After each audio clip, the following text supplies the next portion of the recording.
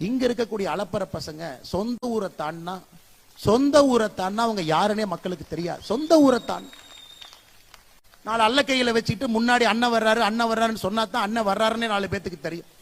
இந்த அல்ல கைக ஐயப்ப நான் திமுக ஸ்டைலுக்கு மாறிட்டும் தப்பா நினைச்சுக்காது. இந்த அல்ல கைக பாரத பிரதமர் நரேந்திர மோடி அவர்களை பார்த்து குற்றம் சுமத்துறாங்க. உதயநிதி ஸ்டாலின் சொல்றாரு, நேற்று முன்தினம் மோடி மட்டும் தமிழ்நாட்டுக்கு வந்தாருன்னா முதல்ல நாங்க கோ பேக் மோடின்னு சொன்னோம், நாங்க இன்னைக்கு கெட் அவுட் மோடின்னு சொல்லுவோம். அப்படி உதயநிதி ஸ்டாலினுக்கு நான் சொல்றேன், நீ சரியான ஆளா இருந்தா, சரியான ஆளா நீ இருந்தீனா உன் வாயிலிருந்து கெட் அவுட் மோடி நீ சொல்லிப்பார். இல்ல எங்க அப்பா முதலமைச்சர், எங்க தாத்தா 5 முறை முதலமைச்சர், நீ சொல்லி பாடுறா பார்க்கலாம். நீ சொல்லிப்பார். நான் சொல்றேன், நீ சொல்லிப்பார். வாயிலிருந்து எங்களுடைய உலக தலைவரை எங்க தாத்தா முதலமைச்சர், அப்பா முதலமைச்சர், எங்க அப்பா சிட்டிங் முதலமைச்சர், நான் சிட்டிங் துணை முதலமைச்சர் சொல்றா பார்க்கலாம். சொல்லு.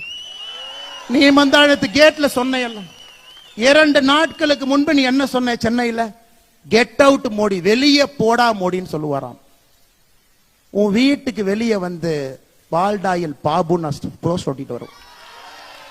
நீ சொல்லுகின்ற அதே பாஷையில நான் பேசுவேன். உனக்கு ஒரு உலக தலைவரை மதிக்க தெரியல. ஒரு கத்துக்குட்டி, நீ கத்துக்குட்டி. காலையில 11:30 மணிக்கு தான் உன் மேல வெயிலே படும். நீ சூரியனை நேரா பார்த்தது கூட கிடையாது. சூரியன் மேல வந்தா தான் இப்படி பாக்குற ஆள் நீ. சூரியனை பார்த்து துப்பி அந்த எச்சல் உன் மேல விழுவும். அப்படிப்பட்ட ஆள் நீ.